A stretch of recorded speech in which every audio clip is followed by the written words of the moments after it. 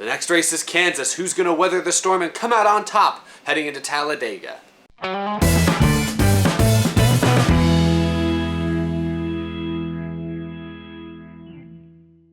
How's it going, everybody? Welcome to Out of the Groove. I'm back in my dorm room for this episode, but I've changed the camera angle slightly because I was getting really tired of that window over there reflecting awkwardly on my face, so I finally was like, let me move some stuff around and sit this direction.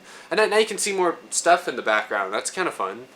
I hate it when people do like vlogs or things like that and there's nothing in the background. When there's nothing else to look at. Like, you guys don't want to look at my face the whole time or my shoulder. Like, I guarantee you there's one of you was staring right at the shoulder when I pointed at it, and you're weird.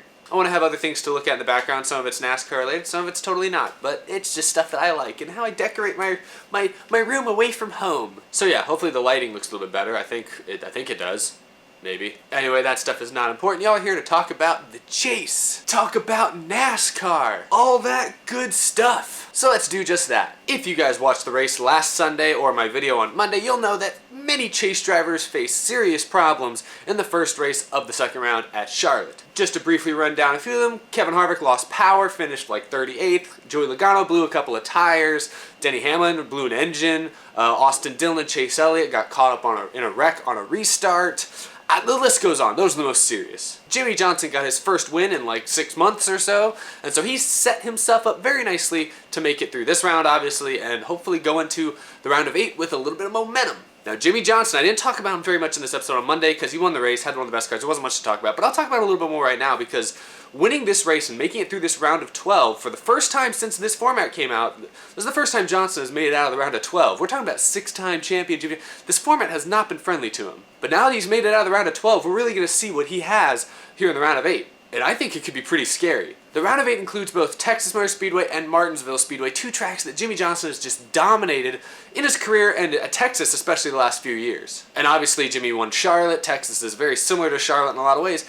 Jimmie Johnson, at this point, I think it's very hard to say that he won't make it into the Final Four. I know it's still a little early to make such a bold prediction, but the 48 team, they're running fast unless they have catastrophic failures or make just really consistently dumb pit road mistakes, which I don't think they're going to do. They did a few of them, but I still think those are kind of random. I don't think Chad Knaus is going to let that team get away with that.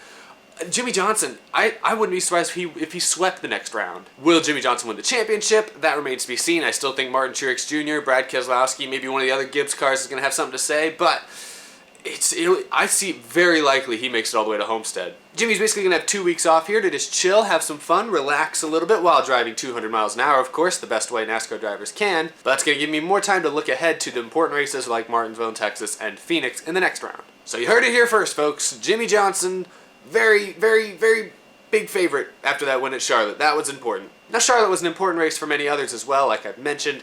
Let's talk about some of them now. Kevin Harvick had electrical issues. He finished 38th. He currently finds himself 8 points behind the final cutoff spot in the chase, so he's going into Kansas rather, with a big chip on his shoulder. That 4 team for the last several years, especially when it gets in the chase, has been very up and down. More up than down, obviously. That's why they won a championship and made it to the Final Four last year too, but they're going to have to do it once again.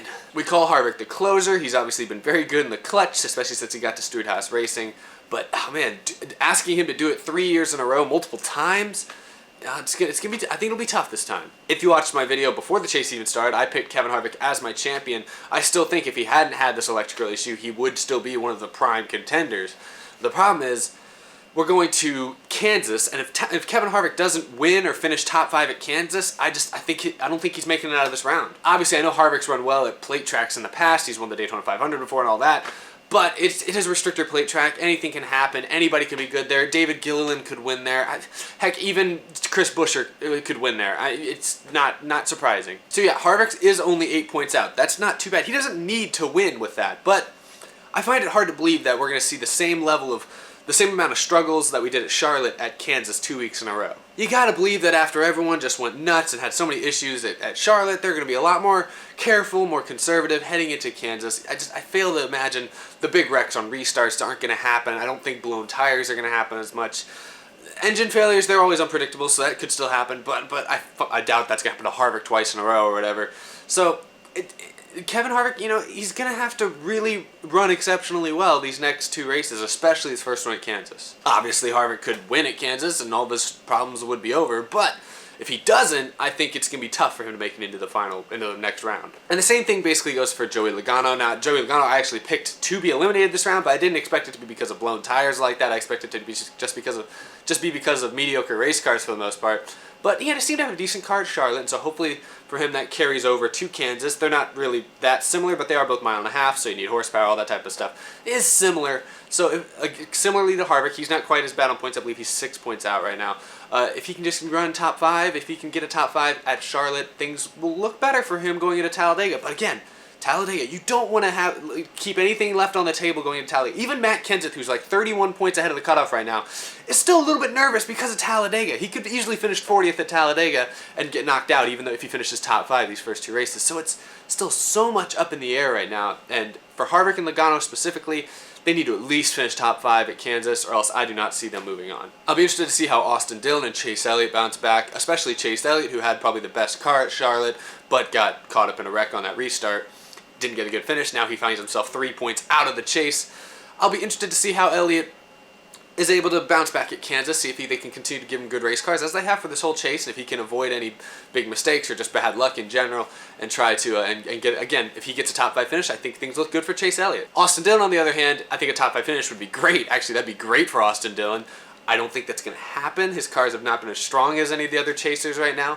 But if he can get at least a top 10, hopefully, instead of being, if he can be 3 points or less out of the chase still going into Talladega, who knows? Anything could happen to Austin Dillon. It's Talladega. Like I said, your car doesn't matter as much anymore. More matters on your driver and luck. A mixture of the two. I mean, you need a good car. It helps, but it's not as big of a deal. This Kansas race, it just almost doesn't matter really. You're just trying to not have anything catastrophic happen, and that's kind of what they were trying to do at Charlotte. Everyone who had these big problems at Charlotte are really in a hole, because when you go to Charlotte Motor Speedway, you don't expect to wreck, to have a big mistake. You expect to be okay at Charlotte Motor Speedway. And the same thing goes for Kansas. You don't expect to wreck at Kansas or have a big issue like that. That's unexpected. Talladega, on the other hand, if you wreck and finish 33rd, that's not entirely unexpected. So the problem with these guys that have had problems already at Charlotte is that they've used their mulligan for this round. They can't have another mistake at all. That one mistake already might have been too much. So they're the ones that really have to be on their toes, have to play it really safe at Kansas. Just get a good top 5, top 10 finish at the very least, and then go to Talladega and just hope for the best. That's all you can really do at this point. It's as simple as that. There's not a lot else to talk about on this week's show. I guess I can touch on some of the other drivers. I mean, like I mentioned, Matt Kenseth, he has 31 points to the good. He just needs to continue to be consistent. If he can just have a top 5, if he can get, he could potentially lock himself into the next round if he gets a top 5 at Kansas this weekend, and some people have troubles. He could be 40 points ahead going to Talladega. That'd be nice. Then he'd basically be locked in. Kyle Busch is 27 points up. Keselowski 25. I believe Kurt Busch is 24 points ahead right now. Again, Kurt Busch, honestly, he's in a better position than I thought he'd be in at this point. But if he can continue to have good runs, just get the finishes. It's not about how you run. It's about how you finish. If you can just continue to have good runs, go into Talladega, not get caught in the big one, Kurt Busch could move on. I had Kurt Busch being eliminated, but he benefited from everyone else's mistakes at Charlotte last weekend, so he's in a decent shape right now. Martin Truex Jr. is currently 7th in points, but he is 19 points to the good right now, because there's a big deficit between the first 7 and then the bottom 5, I guess. Denny Hamlin is currently 8th. He's only 3 points ahead, but he's 16 points behind Truex. So there's a big gap between the 7 and the 5 right there. Truex, a lot of people picked him winning the championship. I talked about this a little bit on Monday, but his general lack of performance on Sunday at Charlotte was slightly concerning to me, given that he's been so dominant in the first round of the race. He was so good at Charlotte earlier this year. He wasn't bad. By the end of the race, or by like midway through the race, they got his car pretty good. It looked like he was a top 5 car, until that he got into Dillon, and that kind of messed him up. He had some problems after that. Didn't get the finish maybe that he deserved, but ultimately, it is slightly concerning that Truex didn't look as dominant as he has. Jimmie Johnson, on the other hand, has been pretty consistently one of the top 3 cars every race of the chase so far. Truex, until Charlotte, had basically been the same. I was looking at a possible Truex-Johnson battle all the way to Homestead, but that slight hiccup there from Truex here at Charlotte, hopefully it doesn't knock him out of the chase. Hopefully he gets good finishes at Kansas and Talladega, because I think he deserves it. I'd love to at least see Truex get to the Final Four. But it is slightly concerning that he wasn't quite as strong as he has been, wasn't as strong as Jimmie Johnson. This reminds me of 2013 when Jimmie Johnson just turned it on in the chase, and it seemed like he couldn't get a bad finish, and he ultimately rode it all the way to the championship. It's going to be tough it's going to be tough for anyone to knock off that 48 car, that's for sure. In the end, though, it all comes down really to that one race at Homestead. Anything could happen there. We've seen Johnson have his own struggles at Homestead. We've seen him do great at Homestead. We've seen so many drivers win, lose. In the end, it's all going to come down to one race. Brian Newman in 2014 didn't win a race all season, barely looked like a Chase team. He finished second at Homestead, came about a second away from winning a championship. So, like we've seen, anything can happen.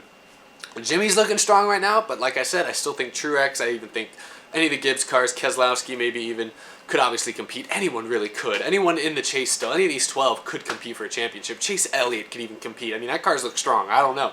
If he can eliminate the mistakes, they could win too. I don't know. But that is my show. I thank you guys so much for watching, as always. If you haven't already, please follow me on Twitter. Thanks for watching. New episode will be up on Monday. I'll talk about Kansas. We'll preview Talladega as best as we can. I'll be doing that next week, Monday and Friday. All new episodes are Mondays and Fridays. Talladega is going to be wild, but yeah, that's all I have. Thanks again for watching, guys. I am Eric, as you know. I'll see y'all next week.